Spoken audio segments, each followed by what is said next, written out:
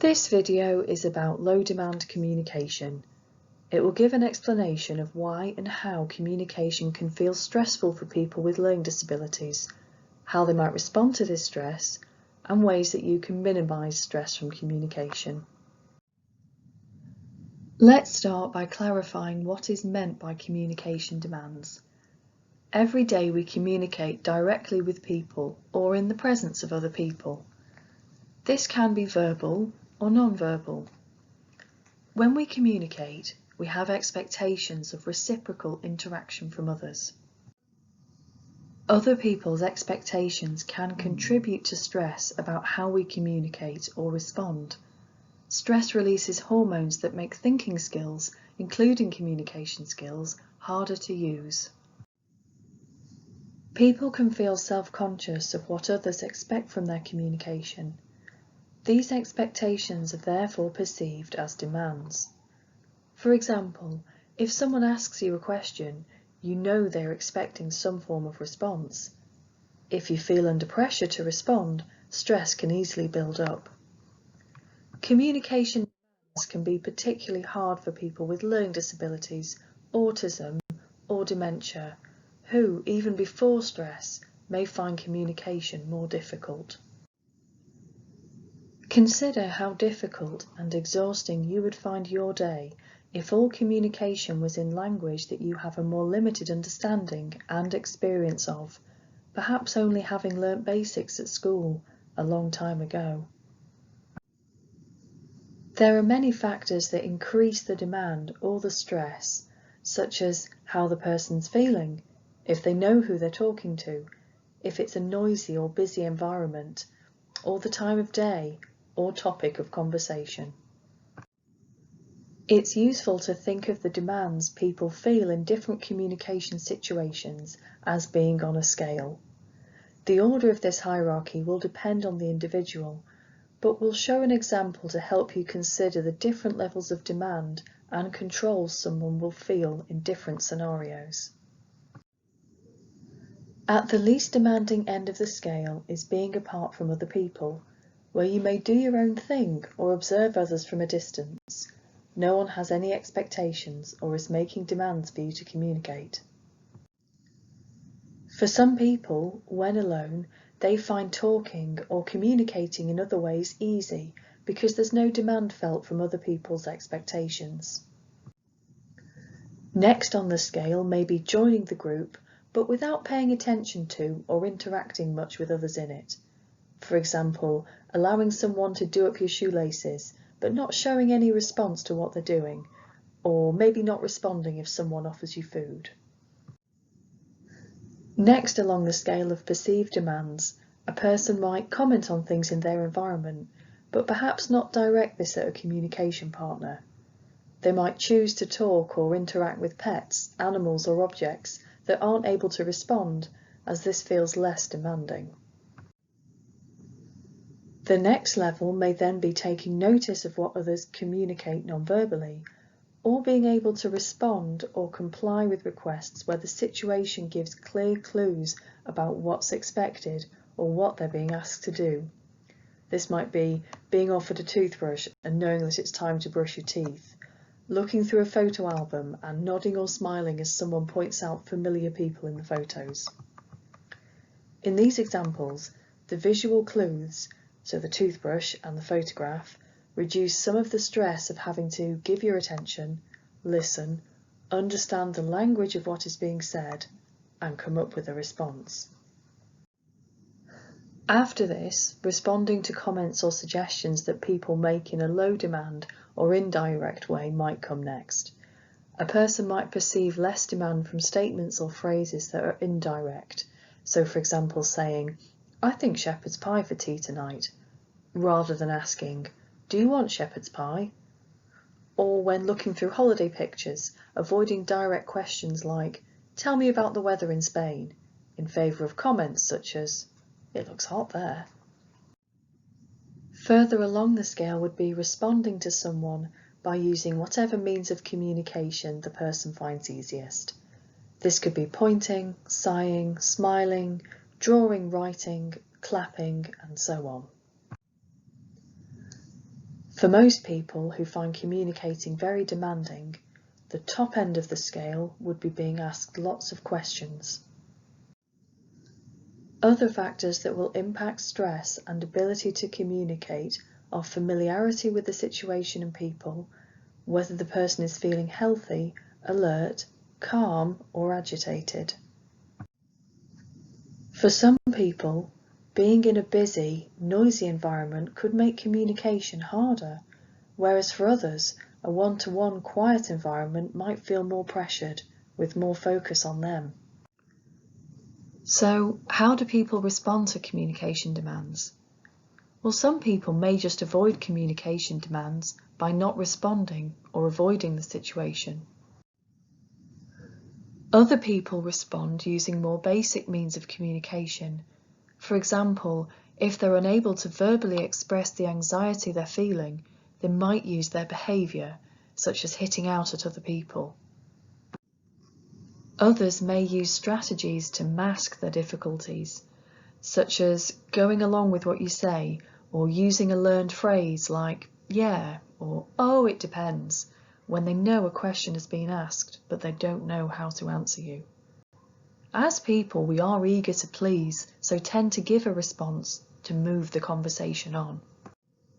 Some people will try to redirect your attention to something else to relieve the pressure they're feeling, or they might change the subject to something they find easier to talk about. Some people avoid the demands of having to process what is said to them by repeating what they've heard. They might repeat the whole thing, or just the last part. For example, if asked, would you like pizza or pasta? They might say pasta. But if the question had been rephrased as, would you like pasta or pizza? They would have said pizza.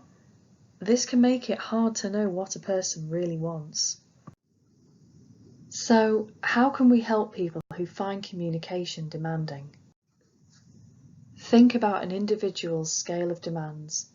If someone is struggling, take a step down on the scale and try again. Remember, it can be very tempting to encourage someone to communicate by asking lots of questions. However, as these require a response, questions are very demanding. In typical adult conversation, it's estimated that we make 7 comments, so statements like, lovely weather today, that sounds nice, to every 1 question that we ask. Comments can provide opportunities for people to join in with communication without the pressure of expectation for a response which comes with questions. Here's an example.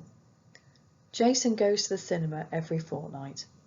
When staff directly ask him what he's been to see, he either doesn't respond or takes a very long time to reply.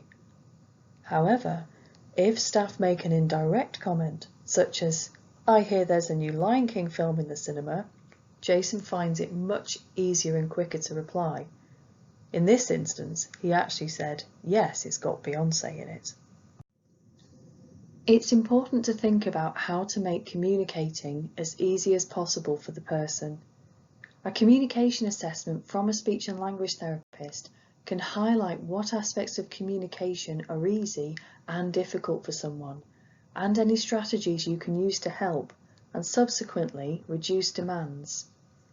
Examples include understanding how much information a person can take in at a time, and what type of words and grammar are difficult for the person to understand, and how to adapt what you say. Speech therapists can give you support in using pictures, signing, gestures and objects to help the person pay attention to, understand and retain what you say. Strategies like talking mats can help people express preferences, or comic strip conversations or social stories when talking about a situation. It also helps people to understand what to expect if things are predictable and consistent, like following a routine, which makes them less reliant on having to process what people have said to know what is happening. They may feel more relaxed if supported by a consistent and familiar group of people who follow the plan and are therefore more predictable. Having other means of communication available for the person can also make interacting feel less demanding. This can include objects or pictures to make choices from, having a book of photos about their interests as an easier way for them to share information about things that are important to them rather than having to think of the words and grammar. Speech and language therapists can give advice on communication aids like this. Some people find eye contact or direct communication stressful. For these people, commenting on pictures that you can both look at, like a photo album, may feel less demanding than conversations where you would tend to look at the person. Earlier we talked about learned responses. Learned responses are things like laughing along to a joke when you haven't really understood it. It's important to accept these, as they are a social strategy that some people use to save face. If you suspect someone's doing this, don't point out what they've done. We've all been known to smile and nod along at a joke we haven't understood. Learned responses like these can enable somebody to still feel included. Choose your battles and environment. Whilst it's great to encourage independence through choice making and maximise communication, things such as decision making and expressing preferences can feel very demanding for someone who finds communication hard or stressful. At times of high stress, we can help people by reducing the options and making an offer instead. For example, by saying, "Let's see Mum today," and then looking at the person to gauge a non-verbal response. Preempting events or situations where communication is likely to be stressful, like a trip to the doctors, is a useful strategy. This could be planning a low-demand conversation about what needs to be discussed ahead of the appointment, for instance by writing down what the person needs to talk to the GP about with someone they trust. This trusted person can always convey the information if the person is unable to say it when faced with the demands of the appointment. A final piece of advice is to accept the ways that someone has of communicating that are unconventional. For example, if they prefer to write or text rather than speak, if they mispronounce words, or if they use signs that you don't think are the same as widely known Makaton or British Sign Language. As long as you know what their signing means, there's no need to correct them. Share that knowledge with others who support them. By accepting all communication, we ensure that the individual is communicating using the least demanding method they can. We hope this video has helped you to understand how the demands of communicating can be a cause of stress, and that it has given you some ideas of how to adapt your communication for people who experience this. For more information or strategies that can be used to support the communication of adults with a learning disability living in Sheffield, please refer to Speech and Language Therapy via the contact details on the screen. Thank you for listening.